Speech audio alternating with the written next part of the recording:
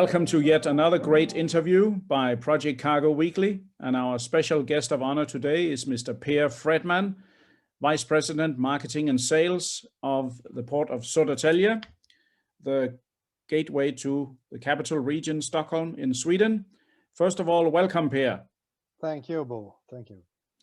Good to have you here, and although we are situated only a few kilometers apart, it seems like online is the way forward, doesn't it? It does indeed, and we have to just keep it as it is for a while more, and hopefully we will meet in real life soon. Yeah, I feel the same. Per, first and foremost, as you know, I always let my accused or interviewees spend a few minutes introducing themselves. So tell me about your background and how did you end up working as VP of the Port of Södertälje for marketing? How come you are where you are, please?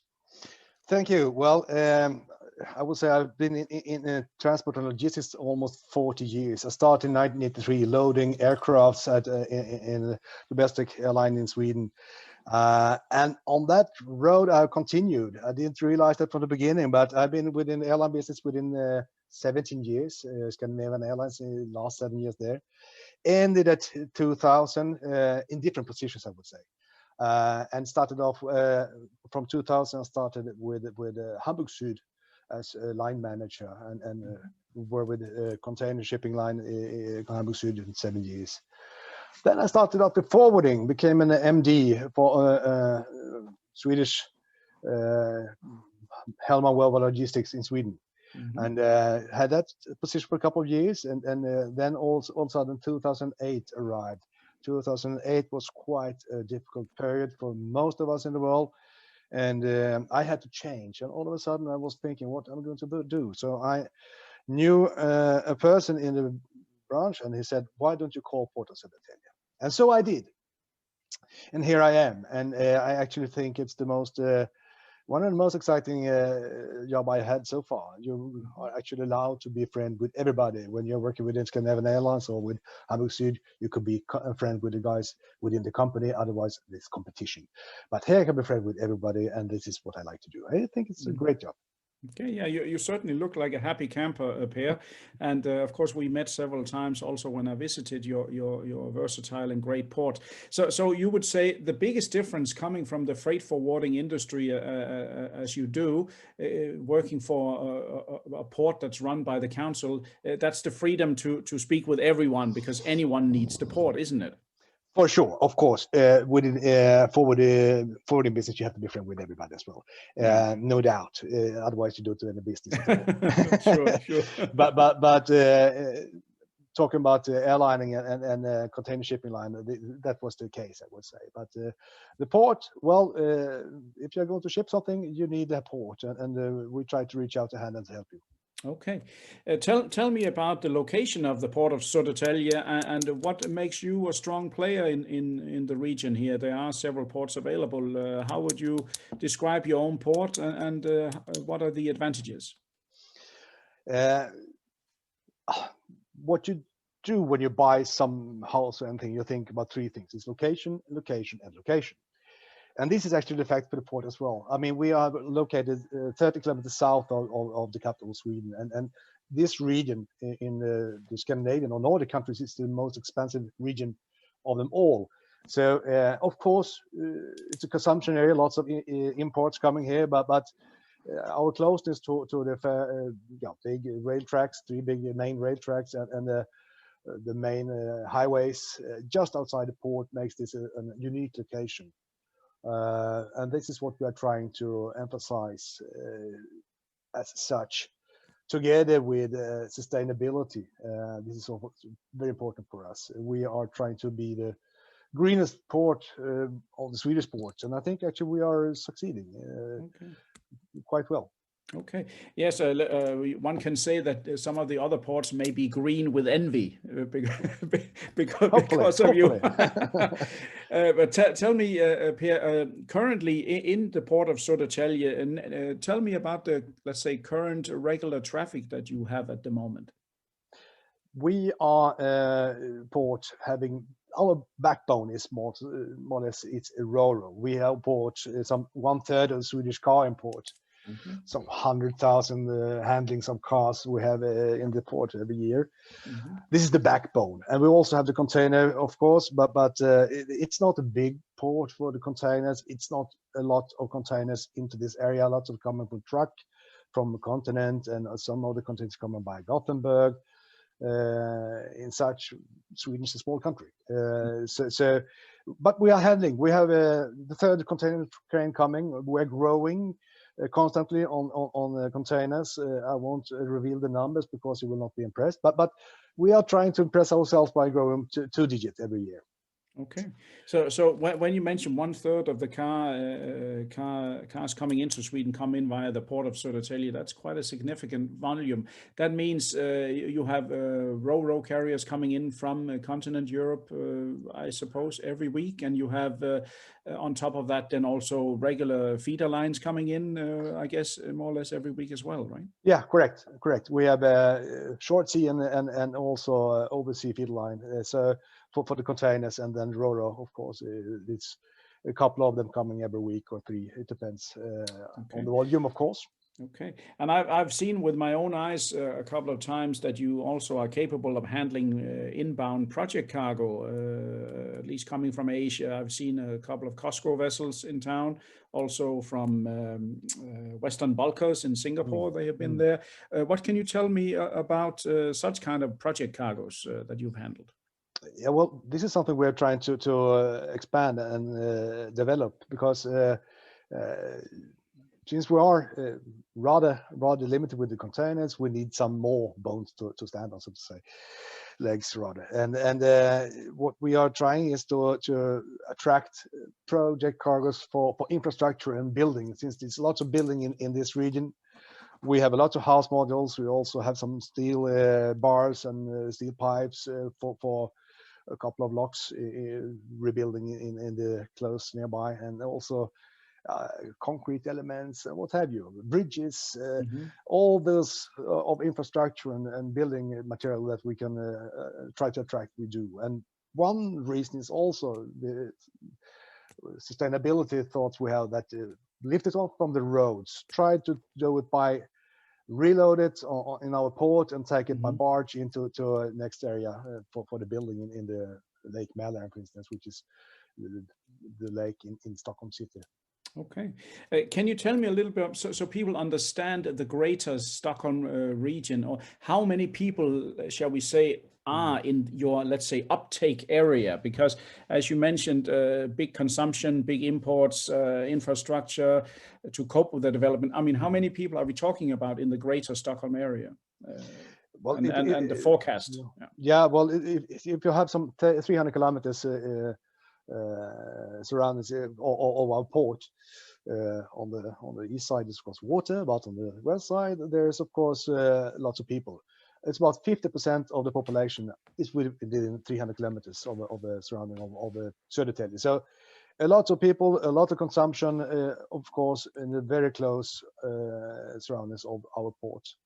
And this is why our location is so perfect. Okay, so when you say 50%, and we're talking in excess of about 5 million people within 300 kilometers from correct from your port. Okay, correct. That's interesting. And also you have rail links from Södertälje to other places in Sweden. Yes, available? Absolutely. Daily connections with Gothenburg, of course, which is the biggest port in the Nordics, and they have mainliners coming, at least one. And other, of course, a lot of feeders coming in. So this is our connection from the west coast of Sweden to Stockholm city, Stockholm area is via rail often. Okay. And of course, we have a lot of cars coming via train as well into our port. So it's also included in the 1/3 of the Swedish imports volumes. Okay. Not only on vessel, but also on the rail. Okay. Then another question. When you have ships coming in, let's say with project cargo or steel bars and whatnot, how about your crane facilities in the port? I understand that you have currently mobile cranes, Gotwells, yes, or similar. Yes. We have chosen that. Of course, having a ship-to-shore crane is quite expensive, for one thing. But also the flexibility of a mobile crane is of use for us when we are handling the project cargoes. Of course, it's a bit slower when you handle the containers, but since we are not handling more than perhaps, I don't know, 100, 200 containers per vessel as most, it's enough with the mobile crane. And then you can use it very well and flexible with the project cargoes. Okay. So actually, in fact, we have ordered a third mobile crane. Okay. And it will be coming in March. Okay. And what is the lifting capacity of the mobile cranes that you have available? Presently, the Gottwald crane handle 100 tons on the hook. Okay. The new one will handle 120 tons on the hook. Okay. Okay. Very good. Good.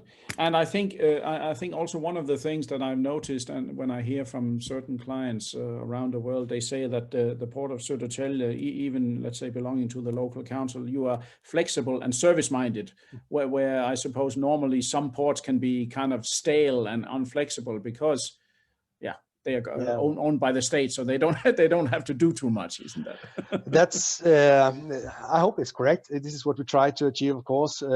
Trying to have a humble look upon it, because we are not Shanghai, we are not Rotterdam. We are Port of Södertälje, which handle not the same amount of volume. So we are able to be a bit more flexible, and we are trying to make that as our trademark. Okay. Södertälje as a city south of the capital is also famous for a very world-known truck manufacturer, isn't it? Yeah, Scania. It would be lovely to see some of their cars via our port.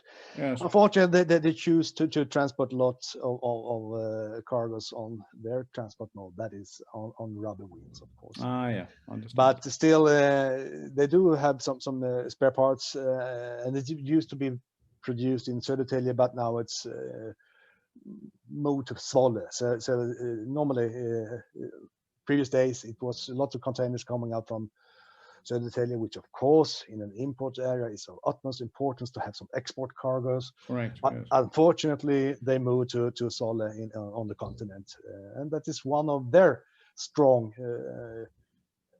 They are strong because they can shift very quickly. Of course. Things change, of course, and they have to follow their own bottom line. Sure. How do you see the development of your port? Or what do you do to develop, let's say, a smaller port close to a bigger region? What do you do? In the daytime, how do you develop your port? How do you get new customers? Do you attend seminars? Do you join networks? Do you we can't travel now, but what do you do from a marketing standpoint to let people know that you are here? Of course, social media, of course, out meeting people, joining your network, a couple of things we do, of course. What we really do, in fact, is, of course, our challenge is space on the terminal area. So we have to put cars on top of each other in order to have them parked in a better way. And we have figured out how to do that in these different ways. And we started off with a parking house. Then we had a couple of projects, and we are back to a parking house. And we have to build several stores so we can have more cars on the height. Okay. In order to be able to attract more and new cargoes.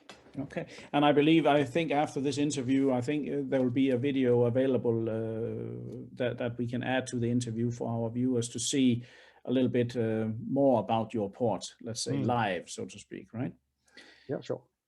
Very good. No, but Per, it sounds interesting to me. So you're in charge of the marketing there and the VP there. So that means if, let's say, a company sitting in Singapore, they want to have a vessel coming to Södertälje, then they would contact you for port disbursement. What would be the cost if we come in here and discharge, blah, blah, blah. And you would be the guy to go to then, yeah? What you look at is the marketing department in Port of Södertälje. Yes. Okay. But, and sales. Of course. Yes, of course. Small is beautiful, as they say. Yeah. It's funny that's what my wife says too, but I don't think she's talking about shipping though.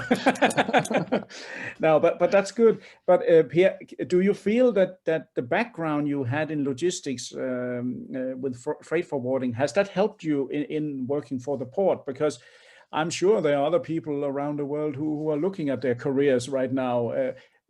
How was the transition to come Was it a surprise to you that it went so smoothly, or yeah? Well, I wasn't really new within logistics when I started with the forwarding, but of course that is a very, very good school. Forwarding indeed is a good school. But I must say also that looking upon my time within the airlining and the container shipping, I realized that I finally realized that the ones who really are flying on the aircrafts are the ones making the businesses. Yeah. So there were, I realized how we used to RPK, revenue passenger kilometers, when you're working with the airline business. But and that was what the passenger was for me, was sitting in the back and counting revenue passenger kilometers. Yeah. But in the end, I realized they're really doing the business out there, and I also realized that it's very similar.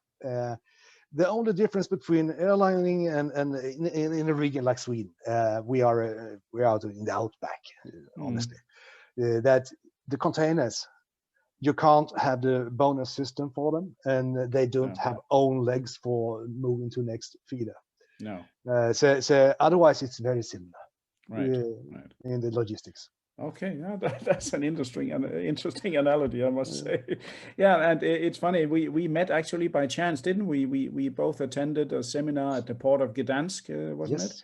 Correct. Met by chance in Poland. So I suppose that the Baltic region, I mean, the Baltic Sea, you have Estonia, Lithuania, Latvia, Poland, Finland. That would be, let's say, regions where you are developing cooperation across borders, yes.